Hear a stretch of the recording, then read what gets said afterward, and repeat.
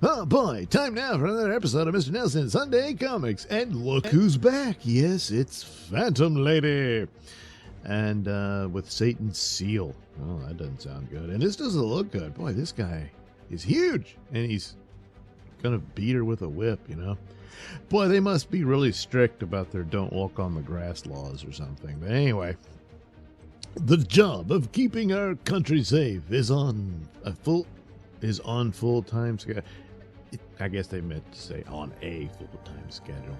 And the assignments into danger and peril only go to those who will take any risk for their country's sake. Such a job fell into Phantom Lady's hands when she took over the task of contacting a puppet king and a not-so-playful executioner in the shocking affair, wow, of Cold War at a boiling point. Yeah, you know, this book is actually in the 50s. So this technically isn't really a Golden Age book. So I don't know which run. There must be a different one that's earlier, I think. But, you know, what do you gotta do? In the halls of the Pentagon. Yeah, this is definitely much later. Sandra Knight, daughter of Senator Knight, can always attract admiring glances from the guards, even when she surprises them with a midnight call to her father's office. Good night, and thanks for letting me into Daddy's office. I got the notes he forgot. It's a pleasure, Miss Knight. Sorry we had to bother you to check on your pass and give you a pat down and frisk you. But orders are orders. And no matter how well we know a person, any unusual visits have to be cleared through regulation. Having the confidence of the guards is a great help to Phantom Lady. Thank goodness they trust me, or my job would be twice as difficult. Now that they think I've left the building, I'm all set. Ladies' Lounge. Is that what they called the restroom in those days? I don't know.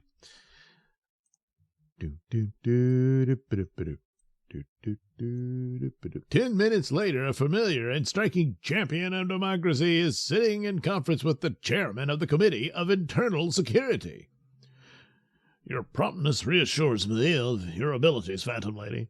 I'm risking my entire career on this move, but if we can maneuver this job, I'm certain we'll prevent war. It's an extremely dangerous assignment, and I can offer you no protection at all. It's okay, I'm on the pill. What? Nothing. Our country is more important than the two of us, sir.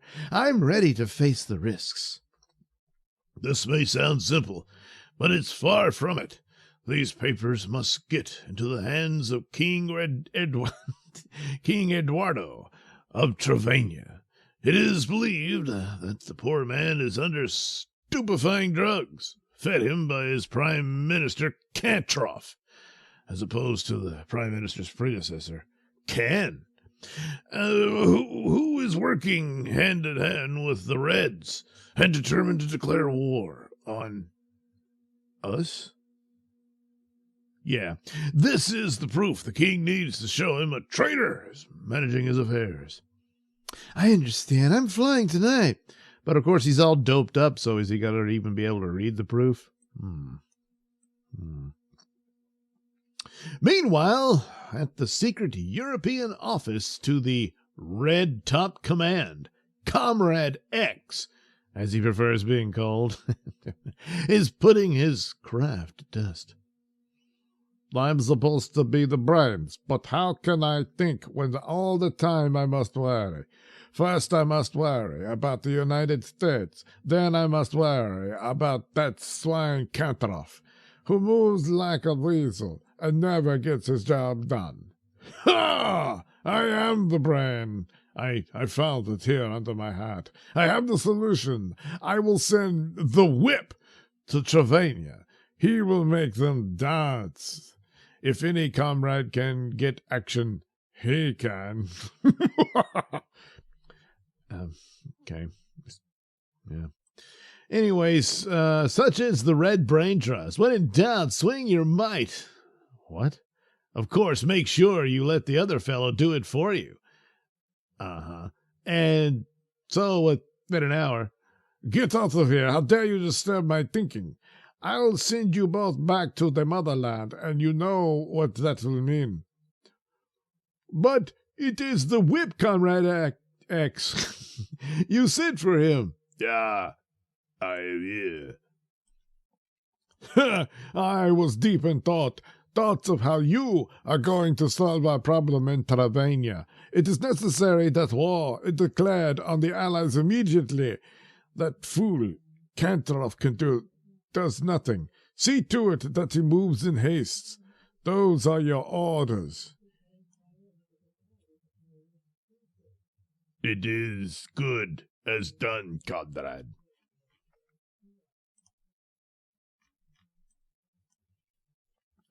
Two secret ambassadors with destination Travania and routed on the same airplane. It isn't often the air is too small an arena, but this time Phantom Lady finds herself being forced to use all the tricks she knows in order to stay aloft. No one knows of my coming here. Why, the deadly interception. Someone is mighty anxious to get me off this course. I wonder why, when there's not even a marking on my plane to reveal who I am. Oh, not only are they playing for keeps with that machine gun, but they're easing off to land exactly where I'm charted to come down. Looks like there's going to be a real party below when we both get there. At least I'm alerted for trouble and a change of landing plans. Could have just done it instead of, yeah. Let us hope that friendly fellow passenger was too busy landing his own craft to know that I'm coming in right behind him. If I'm lucky, this is hardly a top-notch airstrip. Well, how is he the passenger if he's also landing the plane? Huh. Anyway, something tells me I'd better hide my ship. Well, all right. As best as I can in case I have to make a hasty exit. If people around here are that unfriendly in the air, they could well be the same down here. Yeah. Yeah, that little bit of shrubbery ought to do the trick. Anyway, the castle. Now to figure out if I should make a formal entrance or get to the king through other methods. It's certain strangers aren't welcome around here. If I can only get closer and see some sign of life, I could probably get a better idea of how to go about my business. It's almost too quiet, like something nasty is about to happen. Check out that ass. Oh, yeah. Meanwhile, not 10 feet away from where Phantom Lady stands. Sleepy's every time you have your milk. Come now, I want to tell you something. I just read the latest report on conditions in our kingdom. Would you believe it? We have practically wiped that crime. You do manage well, Kantorov. I am fortunate to have you for my prime minister, considering I had nothing to say about your appointment. I wish I wasn't so very tired all the time. I would try to help you more. Don't even think about it. How well your crown looks today, your majesty. Simple fool. He has taken many doses of that drugged milk, but it has drained him of all his thinking. Now the time is here to get him to sign a declaration of war. I have done a magnificent job, if I do say so. My superiors are in for a pleasant surprise.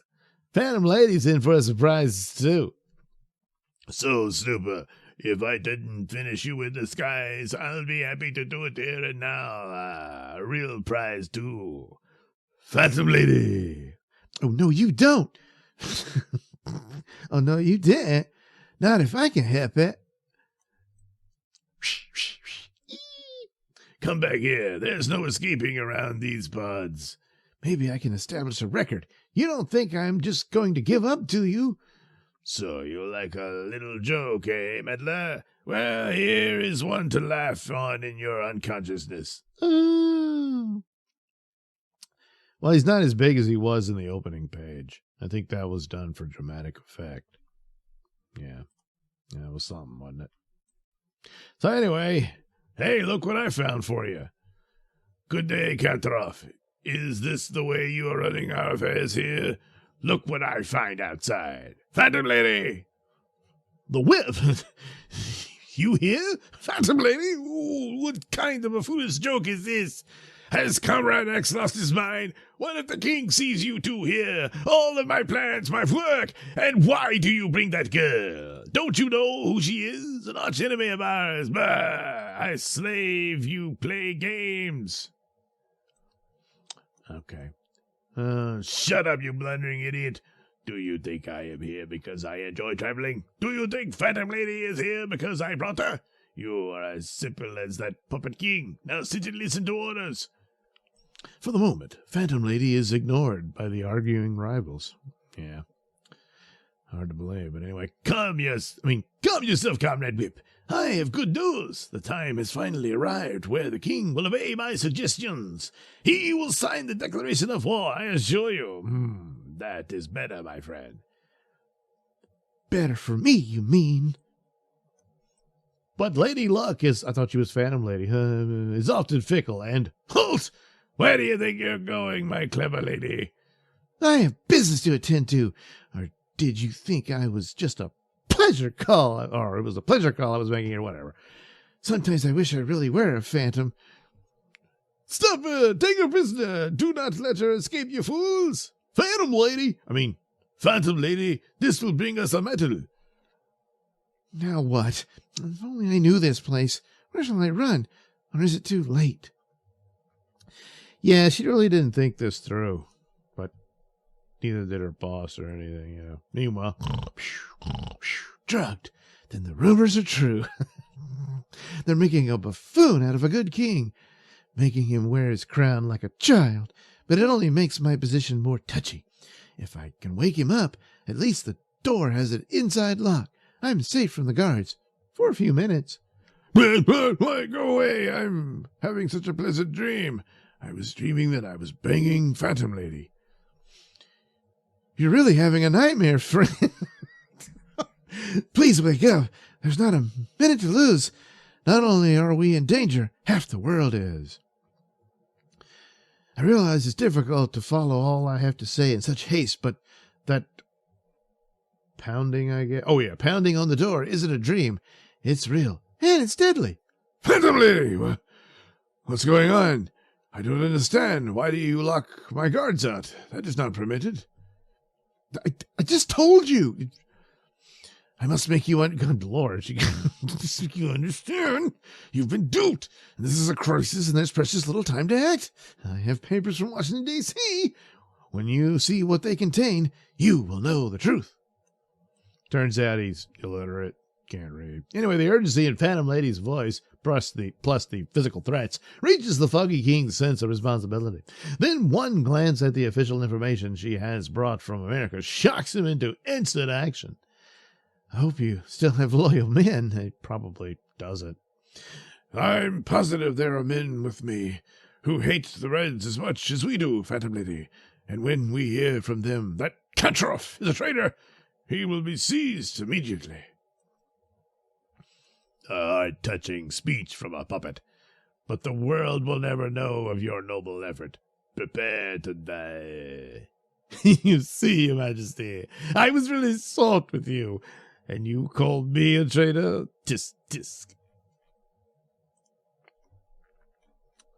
Uh-oh. Seeing that we're all putting our cards on the table, or perhaps pumps, I have nothing to lose anymore, but I don't die too easily from the hands of the likes of you. Grab her, Katroff, you fool. Everyone called Katroff names, but now I will prove who is a real party hero. Well, yeah, okay. The world can do without your kind of heroics, mister, and it will, if I can help. Despite all the songs, there comes a time when jiu-jitsu is a girl's best friend. Well, save me, comrade. You underestimate the determination of the party. No one stands in the way of our plans, not even the Phantom Lady. Ah, she's blushing. You still giving out hot air? The whip, eh? That's a nice tricky weapon, typical of what a coward would use. I don't usually resort to low tactics, but this time I'll fight a whip with fire. One more move, and the next bullet will tear through your heart. It's right there, comrade. We can always fight for our freedom in international court. Well, that was easy. With your help, Phantom Lady, your country has opened my eyes to the danger my country was subject to. You have inspired us to fight the situation to the last man. Speaking for all the freedom-thinking people in the world, I thank you. Jobs like this are well worth the risk involved, Your Majesty, but your testimony in any court will take the wind out of their sails. If we had to fight these Reds one by one... I guess they're the good guys now. If we have to fight these Reds one by one, it'll still be a way to get rid of them. Well, yeah. Anyway, look at that. The end. Well, this was pretty awful. Just, what? Sorry, what's this? Hello, Bob. Have you found that undersea treasure? And what is it? Prizes and stuff? Yeah. Boys, girls, ladies, men, we give you cash. Or premiums. Just take the cash. Whatever. Oh, yeah, if you're interested in this. It's Wilson Chemical Company Department. It's a company and a department. And that's supposedly the address. Yeah. Well, there we go. I will train you at home for good pay jobs. Those are the kind of jobs you want. The ones that are good pay jobs in radio television. Wow, it's radio and TV. So start soon to make 10, 15 a week. So he trained these guys, but they all have mugshots. So, Anyway, if you're interested in good paid jobs in radio television, you want to talk to Mr. J.E. Smith, president of the Department for MP3, National Radio Institute, Washington, 9, D.C. Wow. There you go. Well, good luck with that. Hey! Men, women, take orders for famous nylons. Men? Well, guess they were ahead of their time or something.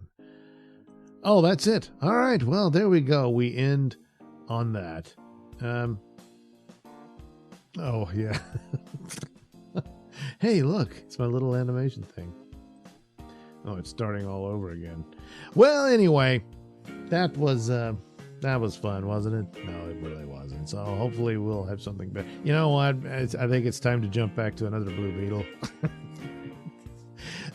Something like that. We'll see. But anyway, that's it for this episode of Mr. Nailsin Sunday Comic.